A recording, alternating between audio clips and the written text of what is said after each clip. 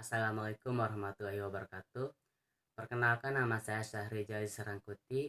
Saya mahasiswa di Universitas Negeri Jakarta, Fakultas Ilmu Pendidikan dengan program studi pendidikan khusus. Jadi dalam video ini saya akan menjelaskan mengenai pengembangan bakat dan kreativitas untuk anak berkebutuhan khusus. Nah, sebelum kita bahas lebih lanjut, kita ketahui terlebih dahulu apa arti bakat dan kreativitas. Bakat diartikan sebagai kemampuan bawaan yang dimiliki seseorang yang sudah melekat dalam dirinya namun masih perlu dikembangkan dan dilatih agar dapat terwujud. Lalu, apa itu kreativitas? Kreativitas secara operasional dapat diartikan sebagai kemampuan yang mencerminkan kelancaran, keluasan, fleksibilitas, dan orisinalitas dalam berpikir, serta kemampuan untuk mengelaborasi, mengembangkan, memperkaya, merinci suatu gagasan. Bakat dan kreativitas selalu dikaitkan dengan kecerdasan, dan kecerdasan selalu dikaitkan dengan skor IQ. Teman-teman sekalian, perlu kita ketahui bahwa kecerdasan seseorang tidak dapat diukur dari skor IQ. Mengapa? Sebagaimana yang dikatakan oleh Howard Gardner pada tahun 1983, ia mengatakan bahwa kecerdasan seseorang tidak diukur dari hasil tes psikologi standar, namun dapat dilihat dari kebiasaan seseorang menyelesaikan masalahnya sendiri dan kebiasaan seseorang menciptakan produk-produk baru yang punya nilai budaya. Adapun kecerdasan menurut paradigma multiple intelligence Howard Gardner pada tahun 1993 dapat didefinisikan sebagai kemampuan yang memiliki 3 komponen utama, yaitu yang pertama, kemampuan untuk menyelesaikan masalah yang terjadi di kehidupan nyata sehari-hari. Yang kedua, kemampuan untuk menghasilkan persoalan-persoalan baru yang dihadapi untuk diselesaikan. Yang ketiga, kemampuan untuk menciptakan sesuatu atau menawarkan jasa yang akan menimbulkan penghargaan dalam budaya seseorang. Lalu, apa itu multiple intelligency? Multiple intelligency, jika diterjemahkan ke dalam bahasa Indonesia, memiliki arti kecerdasan majemuk. Nah, kecerdasan majemuk adalah salah satu teori belajar. Teori ini telah mengalami perkembangan semenjak pertama kali ditemukan. Di awal teori ini terdapat 7 kecerdasan yang dimiliki oleh setiap manusia, sebagaimana yang tertuang dalam buku Howard Gardner yang berjudul Frame of the Mind 1983. Setelah itu, pada tahun 1990, jumlah kecerdasan majemuk bertambah 1 menjadi 8 dengan tambahan kecerdasan naturalis. Teori ini menjadi sumber kekuatan baru bagi pendidik untuk lebih luas dalam berkreativitas dan berinovasi di dunia pendidikan. Nah, 8 kecerdasan multiple intelligency. Yang pertama itu ada kecerdasan linguistik atau word smart. Kecerdasan linguistik adalah kemampuan untuk menggunakan dan mengolah kata-kata secara efektif, baik secara oral maupun tertulis.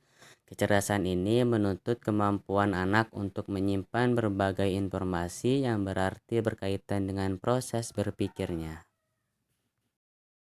Yang kedua, ada kecerdasan logis matematik atau logis smart. Kecerdasan logis matematis adalah kemampuan yang berkaitan dengan penggunaan bilangan dan logika secara efektif. Mereka sering bertanya tentang berbagai fenomena yang dilihatnya. Mereka menuntut penjelasan logis dari setiap pertanyaan. Selain itu, mereka juga suka mengklasifikasikan benda dan senang berhitung. Yang ketiga, ada kecerdasan spasial atau Victor Smart. Kecerdasan spasial adalah kemampuan untuk menangkap dunia ruang visual secara tepat. seperti dimiliki para pemburu, arsitek, navigator, dan dekorator. Anak-anak dengan kecerdasan spasial yang tinggi cenderung berpikir secara visual. Mereka kaya dengan hayalan sehingga cenderung imajinatif dan kreatif. Yang keempat, ada kecerdasan kinestetik atau body smart. Kecerdasan kinestetik.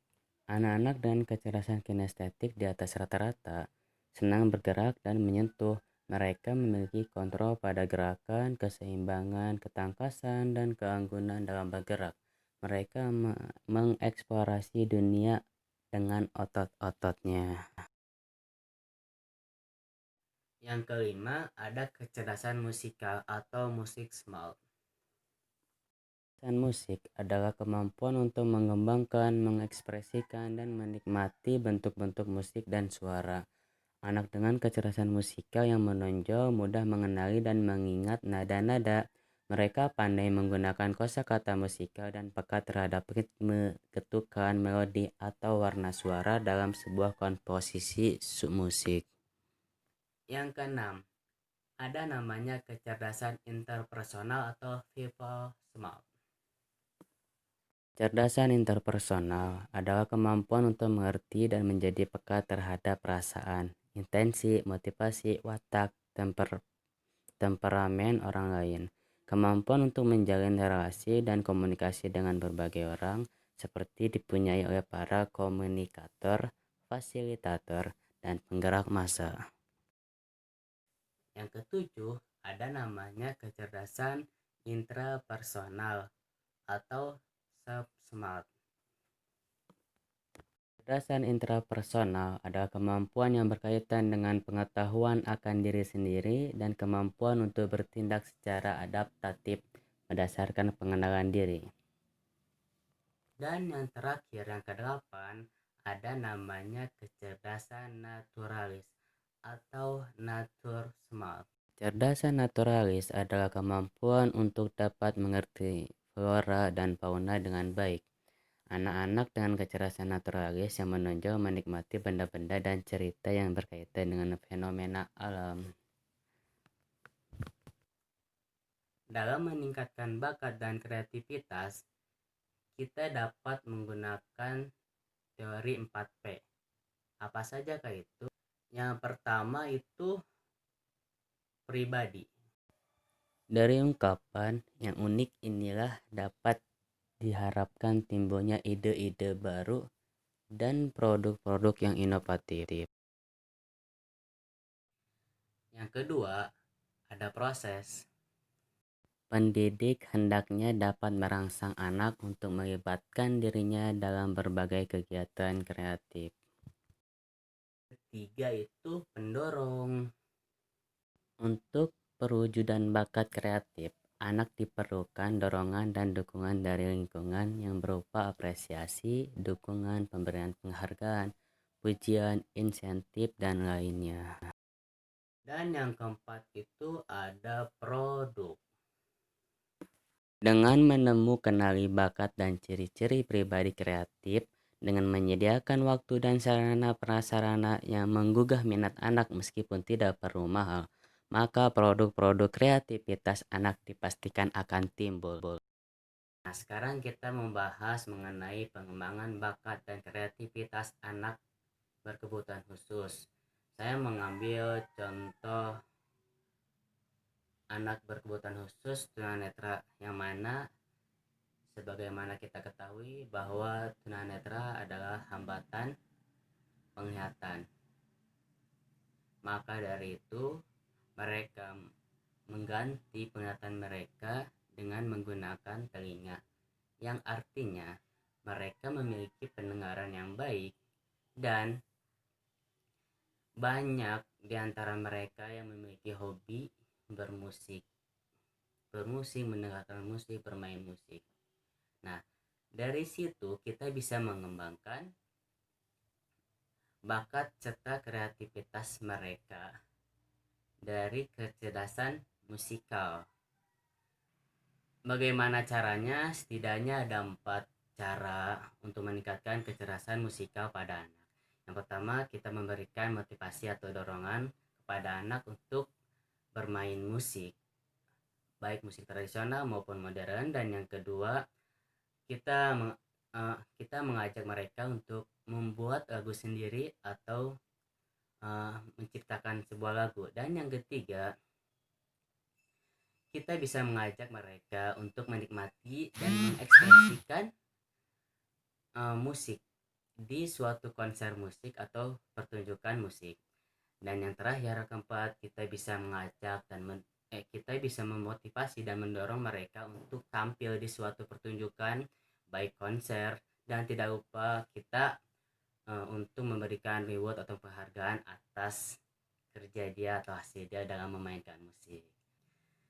Mungkin itu saja yang dapat saya sampaikan, kurang lebihnya mohon maaf. Sekian dari saya. Wassalamualaikum warahmatullahi wabarakatuh.